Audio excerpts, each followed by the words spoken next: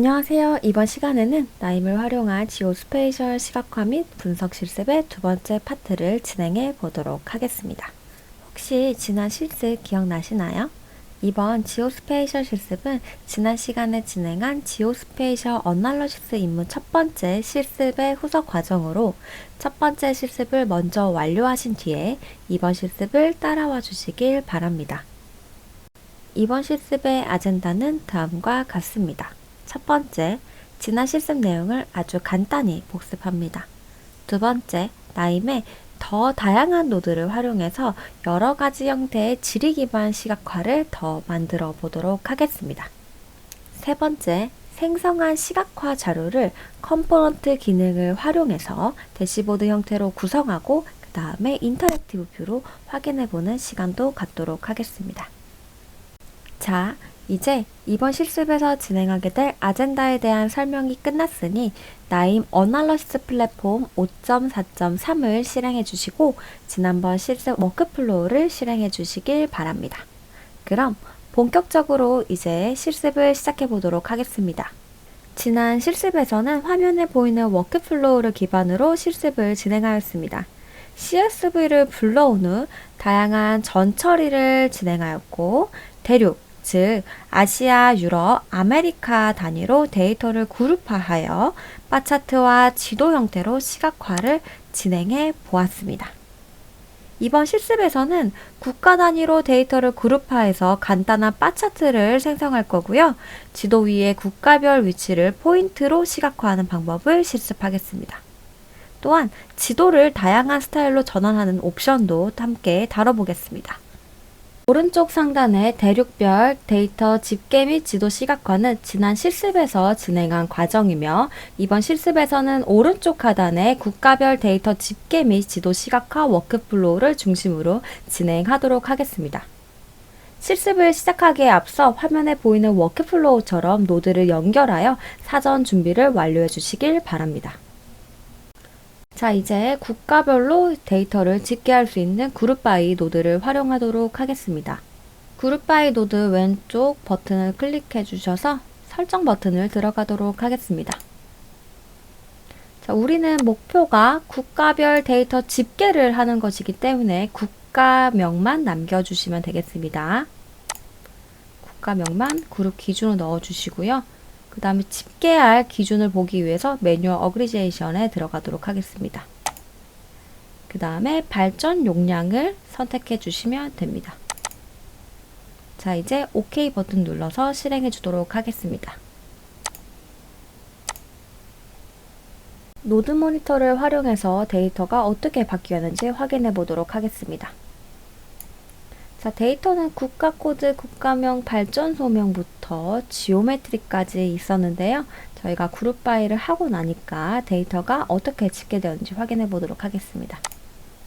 자, 이제 국가별로 발전소량이 평균값으로 다 집계된 것을 확인하실 수가 있고요. 지금 국가가 167개로 확인되고 있네요. 자, 근데 우리가 지금 데이터를 보니까 좀 솔팅이 필요할 것 같아요. 그래서 저희는 솔터라는 노드를 활용을 해서 이제 오름차순이나 내림차순을 진행해 보도록 하겠습니다. 솔터 노드의 설정 버튼을 클릭하도록 하겠습니다. 정렬의 기준을 선택하기 위해 Add Sorting Criterion을 선택해 주시길 바랍니다. 저희가 진행하게 될 솔팅의 기준은 국가명이 아닌 발전 용량의 평균이기 때문에 해당 컬럼을 선택해 주시고 그 다음 우리는 내림차순을 진행할 거기 때문에 디스센딩을 선택해 주시면 됩니다. 설정이 완료되었다면 OK 버튼을 눌러주시길 바랍니다. 자, 그 다음 실행. 이제 데이터를 보니 국가명 기준으로 이제 솔터가 되어 있는 게 아니라 발전 용량이 작은 순서대로, 즉 내림차순으로 잘 정렬이 된 것을 확인하실 수 있습니다. 솔터 뒤에는 파티셔닝 노드가 연결되어 있는데요. 이 파티셔닝 노드 같은 경우에는 하나의 데이터를 이제 두 개로 분할하는 역할을 하게 되는 노드인데요. 제가 이 노드를 활용을 해서 이제 탑 10, 즉 발전 용량이 가장 많은 10개의 국가를 추출하는 과정을 진행해 보도록 하겠습니다. 파티셔닝 노드의 옵션을 들어가도록 하겠습니다. 파티셔닝 노드는 위에 상단 포트와 하단 포트가 되어 있는데요. 저희는 이 옵션들을 통해서 하단 포트가 아닌 상단 포트에 나가는 데이터를 지정을 할 수가 있습니다. 저희는 이제 10건의 데이터를 가져올 거기 때문에 이제 여기 첫 번째 옵션에서 앱솔루트를 선택해서 10건이라고 입력해 주시면 되고요. 상위 10개를 뽑아올 거기 때문에 Take from Top이라는 옵션을 선택해 주시면 됩니다. 이렇게 설정이 완료가 되었다면 실행 버튼을 눌러주시길 바랍니다. 결과를 노드 모니터를 통해서 확인해 보도록 하겠습니다. 이제 10개의 데이터가 뽑혔는데요. 발전 용량도 가장 높은 순부터 총 10건의 데이터가 뽑힌 것을 확인하실 수가 있습니다. 첫 번째는 파라과이가 가장 높은 것으로 나타났고, 두 번째는 쿠웨이트, 세 번째는 유나이티드 아랍에미리트, 그 다음에 순차적으로 쭉 있는 것을 확인하실 수가 있습니다. 근데 이 데이터를 이렇게 표로 보는 것보다는 바 차트를 활용해서 순차적으로 데이터를 보는 게 조금 더 좋을 것 같아서 바 차트랑 연결해서 데이터를 시각화로 생성해 보도록 하겠습니다. 바 차트 옵션을 선택해서 들어가 주도록 합니다. 조금 키워볼까요? 자, 오른쪽 상단의 카테고리 디멘션은 X축을 의미를 하고요. 이 하단의 include에 들어가 있는 발전 용량, 이 평균은 바로 Y축을 의미하게 됩니다. 이 바 차트를 좀 미리 보기를 실행하도록 하겠습니다. 그러려면 Save and Execute를 눌러주시면 됩니다. 네, 조금 이제 어떤 데이터들이 이렇게 쭉 순차적으로 되어 있는지 알겠는데, 요거 바 차트 이름도 좀 바꾸고 옵션을 조금 바꾸면은 좀 더 이 데이터를 이해하는 데 쉽지 않을까 싶어서 좀 그런 옵션들을 지정을 해주도록 하겠습니다. 자, 첫 번째는 바 차트의 이름을 바꿔주도록 하겠습니다. 바 차트의 이름은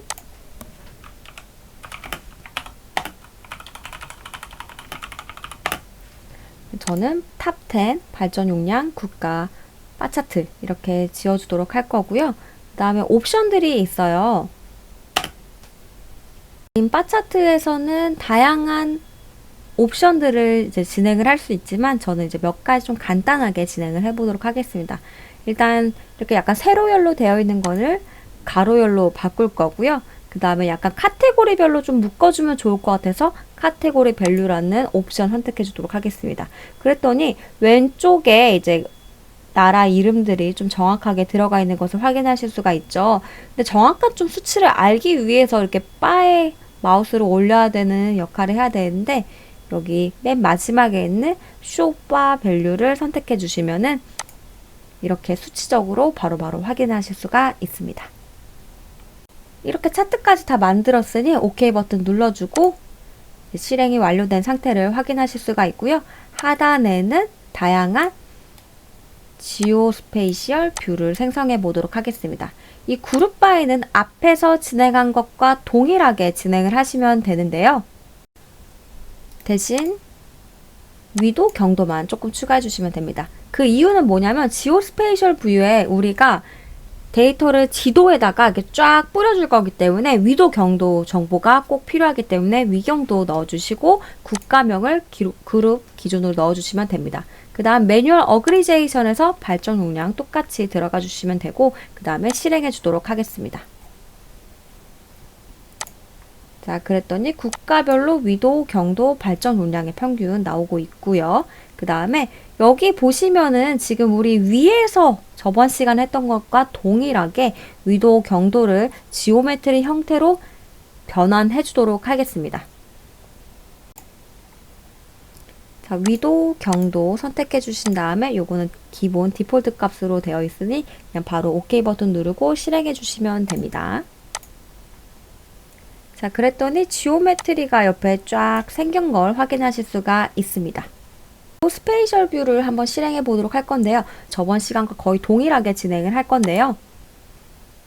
얘도 조금 키워주시고요. 이 지오메트리 선택을 잘 해주신 다음에 그냥 바로 기본 옵션 그대로 저희가 실행해 보도록 하겠습니다.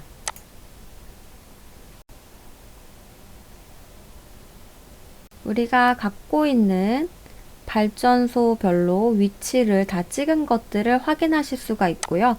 전체적으로 보니까 유럽과 인도, 그 다음에 동아시아 쪽, 그 다음에 왼쪽으로는 북아메리카 쪽에 많이 편중된 것을 확인하실 수가 있죠.